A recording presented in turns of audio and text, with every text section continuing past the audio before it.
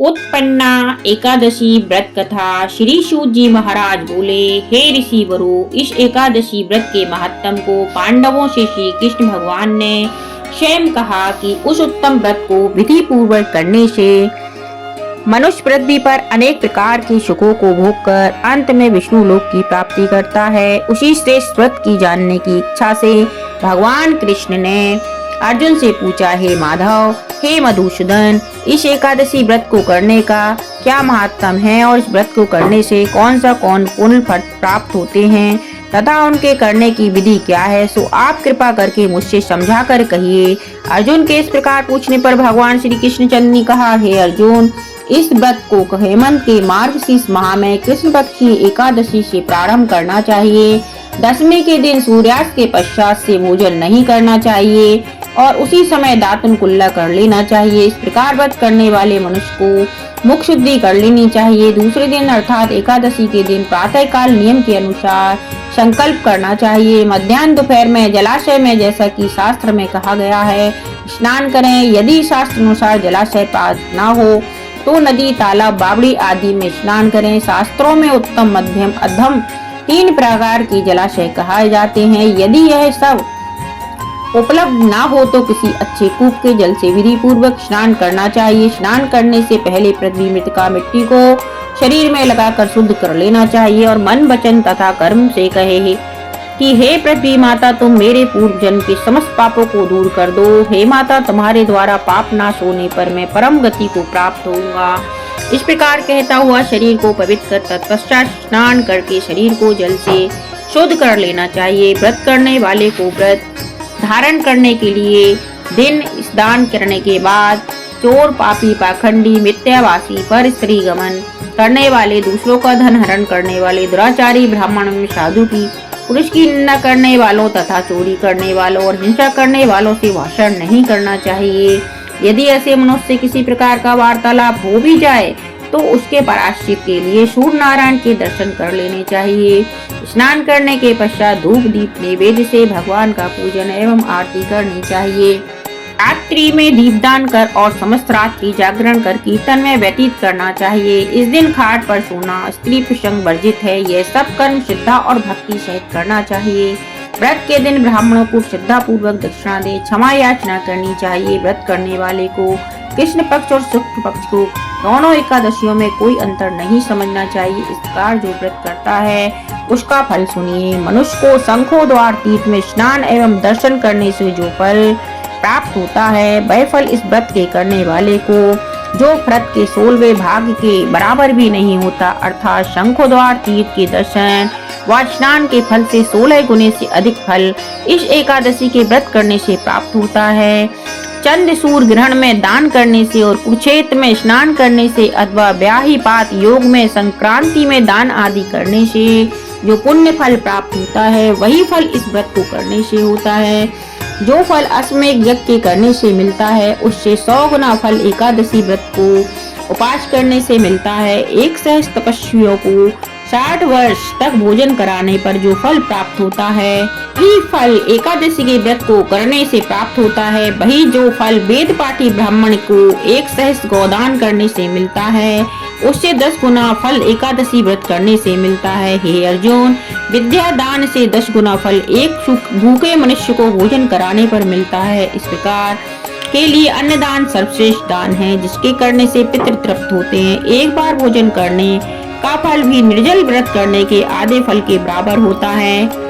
उपरोक्त व्रतों से कोई भी एक व्रत अवश्य करना चाहिए। एकादशी का व्रत करने से यज्ञ, दान, तप इत्यादि प्राप्त होते हैं, अन्यथा यह सब नहीं मिलते। अतः एकादशी का व्रत अवश्य ही करना चाहिए। इस व्रत में शंख का जल पीना तथा आचमन करना विशेष है। एकादशी व्रत में ग्रहण नहीं करने चाहिए।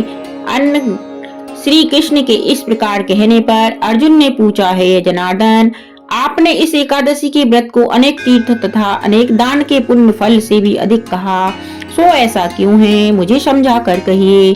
श्री कृष्ण भगवान बोले, अर्जुन, सतयुग में मूढ़ नाम का एक महाभयंकर दैत्य हुआ। उस दैत्य के कारण सभी देवता भयभीत रहते थे। उस दैत्य ने इंद्र आदि समस्त देवताओं को हराकर उनके लोकों पर अपना अधिकार कर लिया था। तब अति दुखी होकर इंद्र भगवान तथा सभी देवताओं ने मिलकर भगवान शंकर से प्रार्थना की कि हे महादेव जी, हम लोग मुरदैत्य से अति दुखी हैं, अत्यंत दुखित हो मृत्युलोक में निवास कर रहे हैं। कृपा करके आप हमारे इस दुख से उद्धार कीजिए। इस प्रकार इनसे प्रार्थना करने पर भगवान शंकर जी ने कहा, हे देवेंद्र, आप अपने दुखों से छुटकारा पाने के लिए भगवान विष्णु की शरण में जाइए। तब इंद्र आदि सभी देवता भगवान विष्णु के पास क्षीर सागर पर गए, जहाँ पर वह शयन कर रहे थे। वहाँ पर देवताओं सहित इंद्र ने भगवान विष्णु की स्तुति की। हे देवों के देव, आपको बारंबार प्रणाम है।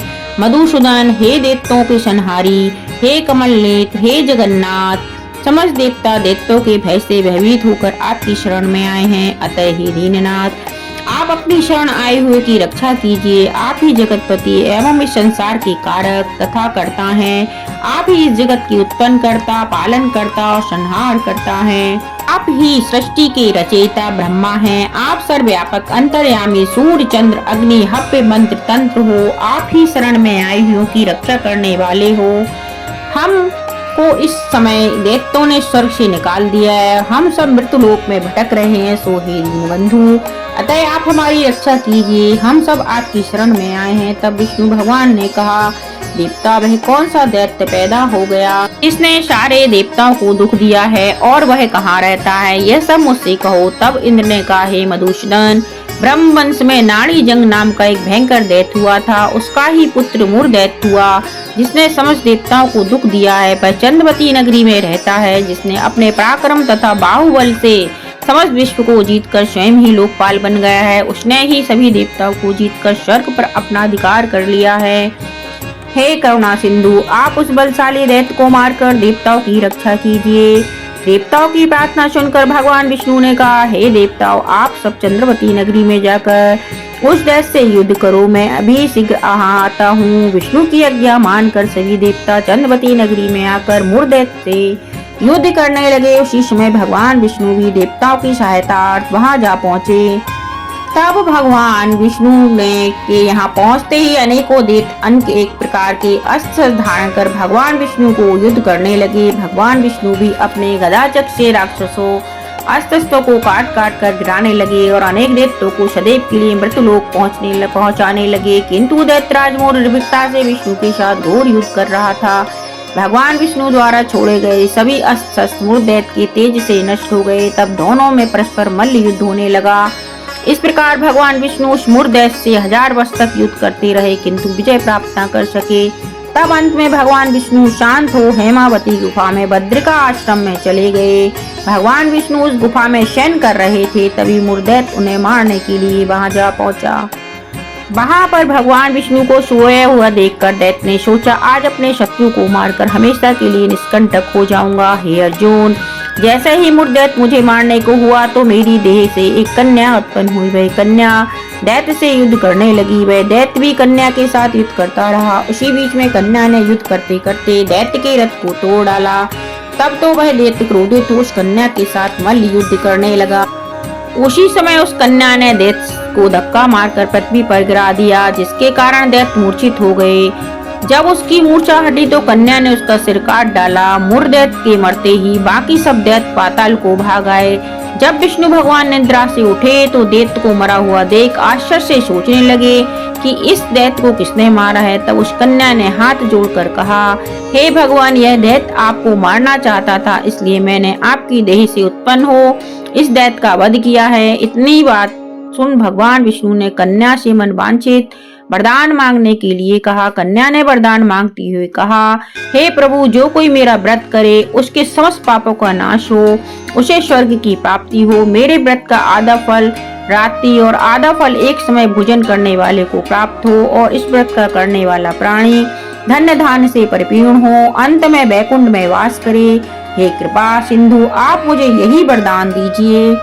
कन्या की इतनी बात सुनकर भगवान विष्णु ने कहा, ऐसा ही होगा। हे कन्या, तू आज एकादशी के दिन उत्पन्न हुई, इसलिए आज से तेरा नाम उत्पन्ना एकादशी कहा जाएगा। जो मनुष्य तेरे इस व्रत को करेंगे वे निश्चय ही पाप से मुक्त हो मेरे धाम को प्राप्त होंगे। आज से तू मुझे तीज, आठे, नौमी तथा 14 से भी अधिक प्रिय रहेगी, और सब तीर्थों से अधिक तेरे व्रत का फल होगा।